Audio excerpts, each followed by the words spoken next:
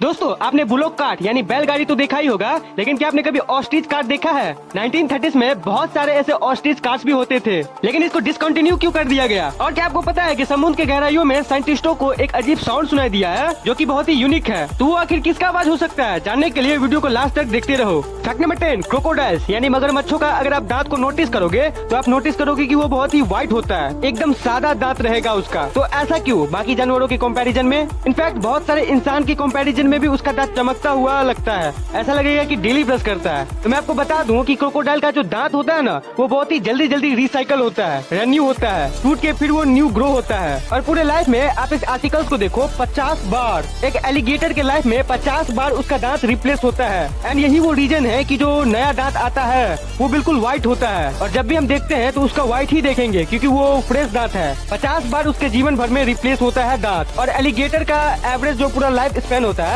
कितना दिन जीता है, तो वो होता है 40 से 50 साल, और उसको हर साल नया नया दांत मिलते रहता है। और आपको पता है मगरमच्छों के पास पूरे 60 दांत होते हैं, 60 teeth. Fact number 9, Van Gogh alive art exhibition London में एक ऐसा रूम आपको मिलेगा जो कि सनफ्लावर को डेडिकेटेड करता है। इस रूम में आप जाओगे तो कुछ आपको ऐसा सीन देखने को मिलेगा। ये पूरे विश्व में ऐसा एक जगह है जहाँ पे इंटीरियर पूरा रूम सनफ्लावर से भरा हुआ है, और ये बहुत ही बड़ा टूरिस्ट अट्रैक्शन है। फैक्ट नंबर 8, क्या आपको पता है कि जो मुंबई वर्ड है, इसका ब्रेक डाउन करोगे, इसकी कहानी को पता करोगे तो आपको ये पता चलेगा कि इसका ब्रेक डाउन है मुंबा और आई। मुंबा देवी नाम का एक गॉडेज है, वहाँ से निकला मुंबा। और क्योंकि ये गॉडेज है, एक माँ है, एक मदर है, जिसको कि मराठी में आई कहते हैं, इसलिए मुंबा आई, मुंबई।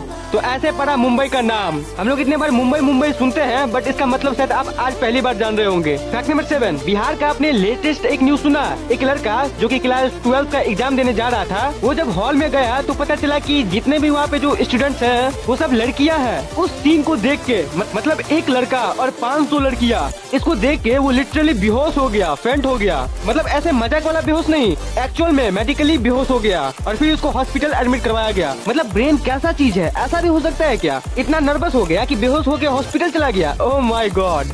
फैक्ट नंबर 6, 1930s के दौरान जिस तरह बुलोक कार्ट यानी बैलगाड़ी जो जानवर खींचते हैं, वैसा आप कार्ट तो बहुत सारे देखे ही होंगे, बट आपने कभी ऑस्ट्रिच का कार्ट देखा है? 1930s में ऐसे बहुत सारे ऑस्ट्रिच कार्ट भी होते थे, लेकिन अब आप बोलेंगे कि इसको मतलब इतना जल्दी डिसकंटिन्यू क्यों कर दिया गया, जैसे कि घोड़े खींच रहे हैं, तो ये बहुत ही प्रचलित है। ऑस्ट्रिच वाला इतना फेमस क्यों नहीं है? तो इसका आंसर ये है कि लोगों ने जब ये स्टार्ट किया तो कुछ साल इसको किया, लेकिन ostrich very hard to trained होते हैं। उनको ट्रेंड करना बहुत ही मुश्किल है, बहुत छटपटाते हैं वो उस लाइक है ही नहीं। भले ही शक्ति है, ताकत है, लेकिन उनको कंट्रोल करना मुश्किल है, अनलाइक घोड़ा जिसको हम लोग इजीली कंट्रोल कर सकते हैं। तो इसलिए ऑस्ट्रिच को रिमूव कर दिया गया इन सर्विसेज से। फैक्ट नंबर 5, क्या आपको पता है कि यूके की प्राइम मिनिस्टर के ऑफिस में एक कैट होती है जिसको कि कहा जाता है chief monster to the cabinet office, और ये जो ये ऑफिस में रहती है, इसको सारे कैट्स में सबसे श्रेष्ठ माना जाता है। फैक्ट नंबर 4, आपको पता है जो माइंस में काम करते हैं वो जब जाते हैं तो उनको ऐसा लगता है कि हम किसी और ही दुनिया में जा रहे हैं। जैसे मैं आपको एक नायका माइन का पिक्चर दिखा रहा हूँ, इसमें देखो इंसान यहाँ खड़ा है, तो जो माइंस होते हैं वो ऐसा लगता है कि खजाना के जगह पे ही आ गए हैं, क्योंकि जो प्रीसियस अलाइनमेंट्स होते हैं उसका बड़ा बड़ा गुच्छा माइंस में मौजूद होता है। अगर कोई सोने के खदान में जाएगा तो उसको पत्थर के अंदर पूरा सोना भरा हुआ दिखता है अपनी आंखों के सामने। फैक्ट नंबर 3, मान लो आप समुद्र के बीच पे हो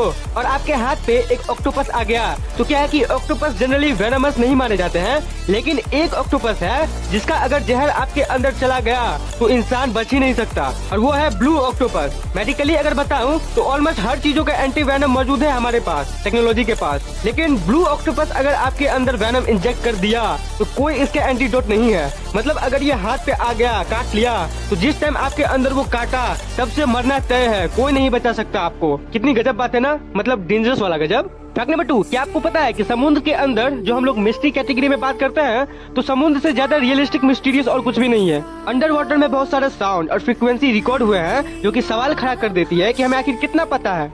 यूएस के गवर्नमेंट और बहुत सारे ओशियनिक एडमिनिस्ट्रेटिव ग्रुप बहुत सारे लो फ्रीक्वेंसी और पावरफुल अंडर वाटर साउंड को डिटेक्ट किए हैं, जिससे कि हमें ये पता चलता है कि ये किसका साउंड है। साउंड को एनालिसिस करने की टेक्नोलॉजी हमारे पास है, तो उससे अगर कोई नॉन क्रिएटर जिसको हम जानते हैं, जिसका हम स्टडी किए हैं, उसका साउंड अगर हमें मिले तो हमें पता चल जाएगा कि हाँ ये किसका साउंड है। लेकिन बहुत रोज कोई न कोई ऐसा साउंड आता है जिससे एक ऐसा क्रिएचर के बारे में पता चलता है जिसके बारे में हम आज तक नहीं पता किए थे। और समुद्र के अंदर ऐसी कई आवाजों को रिकॉर्ड किया गया है, उसमें से एक बहुत ही फेमस साउंड है जिसका आप न्यूज आर्टिकल देख सकते हो, एक रहस्यमय सा द ब्लू। और ये एक ऐसा साउंड है जो कि बहुत सालों तक वैज्ञानिकों को मिस्ट्री के अंदर रखा। और ये एक ऐसा साउंड है जो कि वर्ल्ड के सबसे मिस्टीरियस ओशियन साउंड मानी जाती है। और उसको आप सुनो एक बार।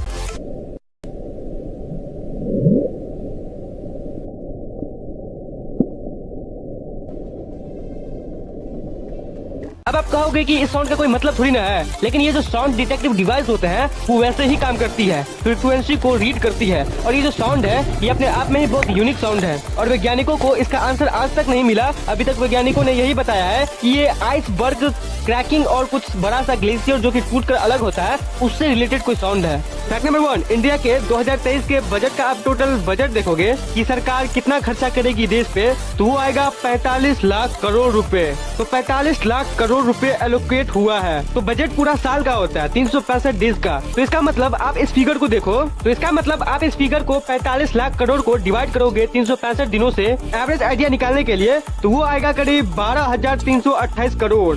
मतलब हर एक दिन 12,328 करोड़ रुपए स्पेंड हो रहे हैं इंडिया में गवर्नमेंट के द्वारा। अब एक दिन में 12,328 करोड़ रुपए खत्म हो रहे हैं, इसको डिवाइड बाय 24 कर दो, मतलब हर घंटे 500 करोड़ रुपए खर्च हो रहे हैं कहीं ना कहीं गवर्नमेंट के द्वारा, हर घंटे 500 करोड़ रुपए। अब घंटा को अगर हम लोग ब्रेक डाउन करेंगे तो हर एक मिनट 8 करोड़ रुपए खर्च हो रहे हैं। इसका मतलब आप मेरा अगर ये 8 से 9 मिनट का वीडियो देखोगे तो जब तक आपको ये 9 मिनट तक का वीडियो खत्म होगा तब तक सरकार 80 से 90 करोड़ रुपए खर्च कर देगी। अब इतना दूर आ ही गए हैं तो इसको सेकंड से भी डिवाइड कर लेते हैं, तो हर सेकंड 13 लाख रुपए गवर्नमेंट खर्चा कर रही है। तो ये थे आज के फैक्ट्स। वीडियो को लाइक जरूर करना और नीचे कमेंट जरूर करना और चैनल को सब्सक्राइब करके बेल आइकन पे क्लिक करके ऑल पे सिलेक्ट जरूर कर लेना ताकि नेक्स्ट वीडियो आपको सबसे पहले मिल जाए। तो जल्दी से इन चारों में से किसी एक वीडियो को देखो और अपनी नॉलेज बढ़ाओ।